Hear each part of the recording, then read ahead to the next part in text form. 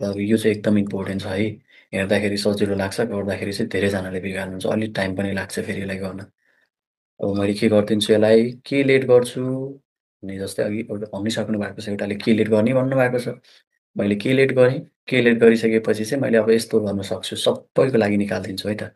log x is equals to log x by 2 is equals to के एउटा निकालेँ, log y by 3 is equals to के अर्को निकालेँ र log z by 5 is equals to के भनेर चाहिँ मैले यसरी निकालेँ। जसमा चाहिँ हाम्रो के हुन्छ, log x भनेको कति आयो 2k आयो, log y भनेको कति आयो त्यो पनि 2k आयो, अनि हाम्रो log z भनेको चाहिँ के आयो, त्यो चाहिँ हाम्रो के भयो 5k आयो।